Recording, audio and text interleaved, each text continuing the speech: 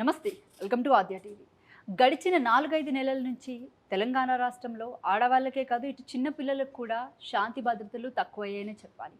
అయితే నిన్న కాక మొన్న జరిగినటువంటి కొన్ని ఇన్సిడెంట్లు అయితే మనం చూస్తూనే ఉన్నాం. వాటి గురించి ప్రత్యేకంగా అయితే మనం చెప్పక్కర్లేదు. అయితే ఈ విషయాల గురించి మనం డిస్కస్ చేయడానికి మనతో పాటు ప్రియా చౌదరి మేడం ఉన్నారు. ఆవిడని అడిగి ఒక్కసారి తెలుసుకునే ప్రయత్నం చేద్దాం. నమస్తే మేడం. నమస్తే. మ్యామ్, అంటే మీకు చెప్పక్కర్లేదు, మీరు చూస్తూనే ఉన్నారు. ఒక 10 రోజుల క్రితం కరీంనగర్ డిస్ట్రిక్ట్లో 6 ఏళ్ల పిల్లని ఒకడు తీసుకెళ్లి రేప్ చేసి చంపేయడం జరిగింది, బీహార్ వ్యక్తి. అలాగే రీసెంట్గా ఒక 2 డేస్ బ్యాక్ మియాపూర్లో జరిగినటువంటి ఇన్సిడెంట్, తండ్రి పోన్ వీడియోస్కి బానిసయ్యి కూతుర్ని లైంగికంగా వేధించి కోరిక తీర్చలేదని అతి కిరాతకంగా చంపేశాడు. మళ్ళీ ఏమీ తెలియనట్టు పోలీస్ స్టేషన్కి వెళ్ళి కూతురు మిస్ అయ్యిందని చెప్పేసి కంప్లైంట్ ఇచ్చాడు. అసలు అంటే దీని గురించి ఎలా చెప్పుకోవచ్చు అంటారు? అసలు ఎవడి బాధ్యత వాడు మర్చిపోయాడమ్మా. ఒకటి, ఓటు వేసే ముందు 1,00,000 వాగ్దానాలు చేసేటటువంటి ప్రజాప్రతినిధుల్ని ఓటు అడగడానికి వచ్చిన రోజున ఈ సమాజం ఉన్నటువంటి ప్రతి వ్యక్తి, ప్రతి ఓటరు అడగాల్సింది ఏంటంటే శాంతి భద్రతల్ని నువ్వు ఎంతవరకు సామాన్యుడి ఇంట్లో నిలబెడతావు అనే క్వశ్చన్ ఎవడైనా వేశాడా? ఎవరైనా వేశారా? వేస్తామండి, ఓటుకి ఎంత ఇచ్చారండి, ఎంత ఇస్తారు, మనాడా మనవాడు కాదా అని నువ్వు ఓటు వేసినప్పుడు నువ్వు అమ్ముడు పోయిన తర్వాత ప్రతి ఒక్కడు కొంటమే నేర్చుకుంటాడు. ప్రతి ఒక్కడు అమ్ముడు పోవచ్చు అనేటటువంటి విషయాన్నే విశదీకరిస్తాడు. ఇవాళ ఒక సామాన్యుడు పోలీస్ స్టేషన్కి వెళ్ళి నిలబడి మాట్లాడేటటువంటి అవకాశాలు ఎన్ని పోలీస్ స్టేషన్లో ఎంతమంది ఆఫీసర్సు ఒక సామాన్యుడు వెళ్తే న్యాయం చేస్తున్నాడు అనేది క్వశ్చన్ చేసుకోవాల్సినటువంటి అవసరం ఉంది. చట్టము స్ట్రిక్ట్గా ఉంటే, చట్టము తన పని తాను నిజంగా న్యాయబద్ధంగా చేసుకుంటూ వెళ్తే ఇలాంటి సంఘటనలు ఎందుకు జరుగుతాయి? పోలీస్ అంటే చిన్నప్పుడు పోలీసు అలా వెళ్తున్నాడు, సైకిల్ మీద వెళ్తున్నాడు, కానిస్టేబుల్ వెళ్తున్నాడు అంటే భయంతో లోపలికి దాక్కునేవాళ్ళు, చిన్నవాళ్ళు పెద్దవాళ్ళతో సహా. అంటే ఆ గౌరవం అనుకోండి, ఆ చట్టానికి వాళ్ళు తీసుకొచ్చిన గౌరవం అనుకోండి, చట్టం అంటే భయం అనుకోండి. ఆ తర్వాత రాను రాను రాను రాను ఈరోజు ఎలా తయారైపోయింది అని అంటే చట్టాలందరూ కూడా, చట్టకి సంబంధించినటువంటి ప్రతినిధులందరూ కూడా సలాంలు, గులాంగిరీలు అయిపోతున్నారు. ఎవరికి అవుతున్నారో, మనం ఎవరికైతే ఓటు వేశామో సోకాళ్ళు ప్రజాప్రతినిధులకు అవుతున్నారు. ఆ ప్రజాప్రతినిధుల చేతిలో ఇవాళ చట్టాలు ఉంటున్నాయి. ఆ ప్రజాప్రతినిధులు ఎవరి చేతుల్లో ఉంటున్నారు? నేరస్తుల చేతుల్లో ఉంటున్నారు. నేరాలు, ఘోరాలు వాళ్ళ చేతుల్లో ఉంటున్నాయి. సో ఈరోజు ఒక ఎమ్మెల్యే గెలిచాడు అంటే ఆ ఏరియాలో అతనికి అనుగుణంగా, అంటే అతని అనుచరులు ఏమి చేసినా కూడా ఏ కేసులు పట్టించుకోకుండా తనకు అనుగుణంగా ఉండేటటువంటి పోలీస్ ఆఫీసర్స్ని పోస్టింగ్స్ వేయించుకునే దుస్థితిలో ఈరోజు మనం ఉన్నాం. అలాగే నాకు తెలిసినంత వరకు చాలామంది పోలీస్ ఆఫీసర్స్ని చూస్తే ప్రజాప్రతినిధులు వణికిన రోజులు కూడా ఉన్నాయి. ఆ పోలీస్ ఆఫీసర్స్ని నేను ఈ మధ్య చూడలేదు, నిజంగా చెప్తున్నాను. ప్రభుత్వాలు మారితే శాంత భద్రతలు నిజంగా మారుతాయా, అంటే కరువు అవుతాయా? మారాల్సింది ప్రభుత్వం కాదమ్మా, నువ్వు మారాలి.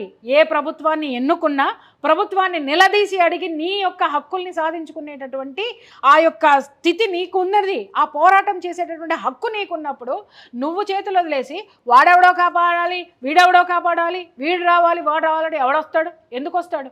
నీ హక్కు నీకున్నప్పుడు దాని గురించి నీకు తెలుసా? అసలు ఎవరికైనా మన హక్కు ఎవరికైనా తెలుసా అంటారు అమ్మా? ఫోన్లు మోగడానికి ఉన్నాయమ్మా.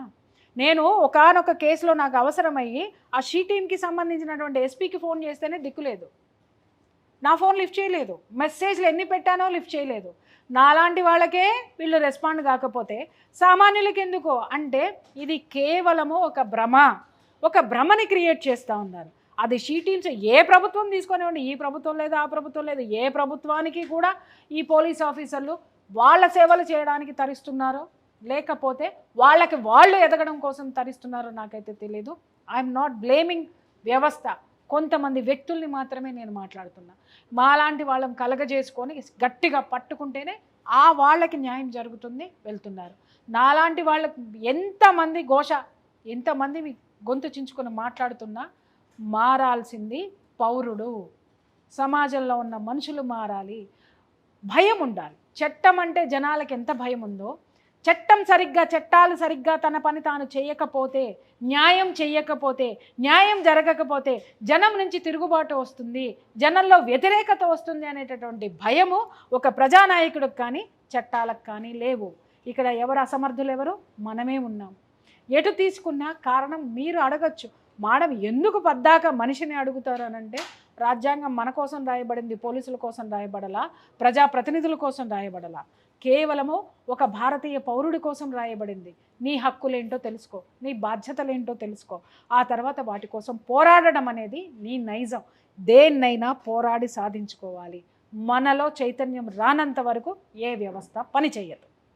రైట్. అయితే గతంలో ఒక చిన్న ఇన్సిడెంట్ జరిగింది ఢిల్లీలోని. కొంతమంది ఆడపిల్లలు వాళ్ళకి విధులకు సంబంధించి లేకపోతే వాళ్ళకి సంబంధించిన స్పోర్ట్స్ విషయం కానీ అన్నీ వదిలేసి మా మీద ఎవరైతే కెప్టెన్ ఉంటారో లైంగికంగా వేధిస్తున్నాడు అని చెప్పేసి రోడ్డునెక్కి ధర్నాలు చేసిన సందర్భాలు ఉన్నాయి. ఇప్పుడు ఎవరైతే ఉన్నారో అంటే ఎవరి మీద అయితే కంప్లైంట్ చేశారో వాళ్ళే ఇప్పుడు ఒక ప్రధాన పాత్రలో ఒక కీలక పొజిషన్స్లో ఉన్నారు.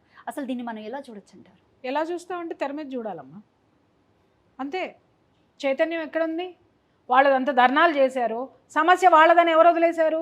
మిగిలిన సమాజం మొత్తం వదిలేసింది, చుట్టూ చూస్తూ ఊరుకున్నది. ఒకప్పుడు ఈ పోరాటాలన్నీ ఎలా ఉండే? ఎక్కడైనా సరే ఒకళ్ళు న్యాయం కోసం పోరాడితే అది సమంజసము, అది న్యాయము అనే ఆ పోరాటం చాలా న్యాయము అనేది తెలిస్తే మిగిలిన అన్ని ప్రాంతాల్లోనూ సమాజంలో కొంతమంది ఉండేవాళ్ళు, నాయకులు ఉండేవాళ్ళు, పోరాట యోధులు ఉండేవాళ్ళు, సామాజిక చైతన్యం యువతలో ఉండేది. వాళ్ళందరూ ఖండించేవాళ్ళు, వాళ్ళు కూడా పోరాటం చేసేవాళ్ళు. అరే ఇది ఎక్కడో ఉన్న విషయం ఎక్కడికో పాకుతుంది, మన మీద వ్యతిరేకత వస్తుంది, ఇప్పుడు రేపొద్దున మనం జనాల్లోకి వెళ్ళామంటే మనకు ఓట్లు వేయరని చెప్పేసి అని ఆ ఆఫీసర్స్నో లేకపోతే కన్సర్న్ దానికి సంబంధించినటువంటి నేరస్తుల్ని ఇమ్మీడియట్గా శిక్షించడం అనేది, జైలుకి పంపడం అనేది, వాళ్ళకి న్యాయస్థానంలో శిక్షలు పడడం అనేది జరిగేది. ఇవాళ కేవలము నేను పోరాడినంత మాత్రాన నాకు సమాజం యొక్క సపోర్ట్ లేనంత వరకు నేను ఎవరికి భయపడాలి? ఎవరు మాత్రం ఎవరికి భయపడాలి? మీరు అంటున్నారు అతను కీలకమైన పోస్ట్లో ఉన్నాడు అనంటే సిగ్గుపడాలి. ఎవరు సిగ్గుపడాలి? సమాజం సిగ్గుపడాలి. ఇవాళ ఆడపిల్లలదైంది, అతను కీలకమైన పోస్ట్లో ఉంటే రేపొద్దున నీ ఇంట్లో కూడా ఆ విషయం వచ్చిన రోజున ఆ రోజు నువ్వు ఆలోచిస్తావు, అరే ఆ రోజు వాళ్ళు చేసింది కరెక్టే కదా అని. మరి ఆ రోజు నువ్వు నోరు మూసుకోవడం కూడా కరెక్టేనా? ప్రజల్లో చైతన్యం రానంత వరకు ఈ వ్యవస్థలదే, ఈ వ్యవస్థలు ఇలాగే నడుస్తాయి, ఇలాగే ముందుకు పోతాయి. ఎవరైనా సరే మనం ఎన్నుకునేటటువంటి ప్రజాప్రతినిధుల్ని ఎలాంటి వాళ్ళని ఎన్నుకుంటున్నాం, ఎలాంటి ప్రభుత్వాలు వస్తున్నాయి, వాళ్ళు ఆడవాళ్ల పట్ల ఎలాంటి బాధ్యతను తీసుకుంటున్నారు, నేరాల అణిచివేతలో ఎలాంటి ప్రాధాన్యత ఇస్తున్నారు అనేటటువంటి విషయాన్ని మనం గమనించాల్సినటువంటి అవసరం చాలా ఉంది. రైట్. అయితే మరొక విషయానికి వస్తే మేడం, కనుక ఇక్కడ ఏదైతే మోడీకి సంబంధించి ఎప్పుడు ప్రధానంగా వినిపించే నినాదం ఏంటంటే బేటీ పడావో బేటీ బచావో అని చెప్పేసి ఎప్పుడు దాన్ని ఫ్రంట్ లైన్లోనే చూపిస్తూ ఉంటారు. మీరు ఒకసారి చెప్పండి, ఇండియాలో నిజంగానే అసలు ఆడపిల్లలు అంతవరకు ఉందా అంటారా? ఖచ్చితంగా ఉందమ్మా, లేకపోతే నువ్వు అక్కడ నేను ఇక్కడ ఎలా కూర్చుంటాం చెప్పండి. స్వేచ్ఛ అందరూ కోల్పోలేదు, స్వేచ్ఛ అందరికీ లేదు. Note this point. అది ఒక స్లోగన్ అమ్మ, ఒక విషయం, ఆ స్లోగన్ని మనం పట్టుకుంటున్నాం. విమర్శించాలి అనుకున్నప్పుడు ఆ స్లోగన్ని విమర్శించకు. అది ఆ స్లోగన్ని నువ్వెంతవరకు కాపాడుతున్నావు, నేను ఎంతవరకు కాపాడుతున్నాం, చట్టాలు ఎంతవరకు కాపాడుతున్నాయి, అక్కడ క్వశ్చన్ చేయాలి మనం. రైట్. అయితే ఇప్పుడు మియాపూర్లో జరిగినటువంటి ఇన్సిడెంట్ ఏదైతే ఉందో ఆ ఇన్సిడెంట్కి సంబంధించి తండ్రికి అసలు ఏ రకమైనటువంటి శిక్ష పడితే ఎలా ఉంటుందంటారు మీరు? ఇప్పటికి కొన్ని వందల గొంతుకలు, సేమ్ యాజ్ యూజువల్, కఠినమైన శిక్ష, ఉరి శిక్ష, ఇంకొక శిక్ష. పడాల్సిన శిక్ష ఆ తండ్రికి మాత్రమే కాదమ్మా, పడాల్సింది ఎవరికి?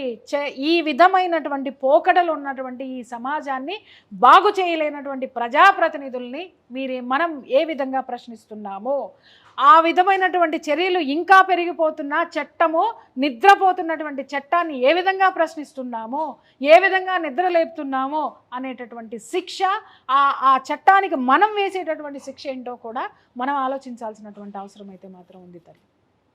ఇప్పుడు సమాజంలో మార్పులు అంటే ఏ రకంగా రావాలంటారు మీరు? ఏం కోరుకుంటున్నావు? నువ్వేం కోరుకుంటున్నావు?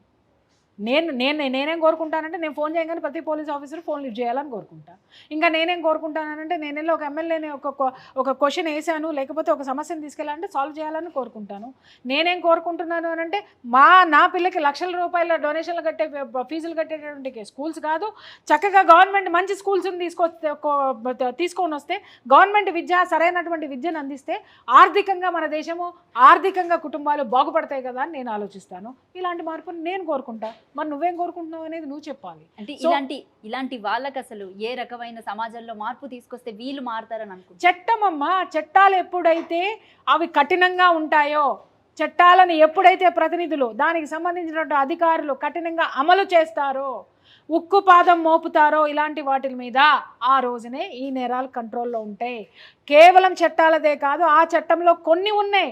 మనం మాట్లాడేటటువంటి భాష, మన మీడియాది ప్రధానమైనటువంటి పాత్ర, మనం ఎవరికి కొమ్ము కాస్తున్నామో, మనం ఏది వెనకేసుకొస్తున్నామో, ఎంతసేపు సంచలనాల వైపుకే మనం పరిగెడుతున్నాం తప్ప సమాజం యొక్క శ్రేయస్సు మీద ఎంతవరకు దృష్టి పెడుతున్నాం అనేటటువంటి అవగాహన మనకి లేనంత వరకు కూడా ఇలాంటివే జరుగుతూ ఉంటాయి, ఇవే ఉంటాయి.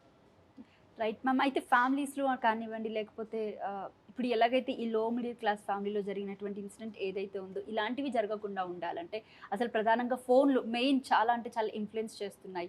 సో ఏం చెప్తారు అలాంటి వాళ్ళ కోసం? ఏం చెప్పేదే ఉందమ్మా, నీ పిల్లల్ని నువ్వు కంట్రోల్లో పెట్టుకోవటం నీ చేతిలో నుంచి వెళ్ళిపోయిందని నువ్వు భావిస్తున్నావు. అలాగే నీ భార్య నీ కంట్రోల్లో లేదు, నీ భర్త నీ కంట్రోల్లో లేడు, నీ కుటుంబం నీ కంట్రోల్లో లేదంటే నీ అసమర్థత.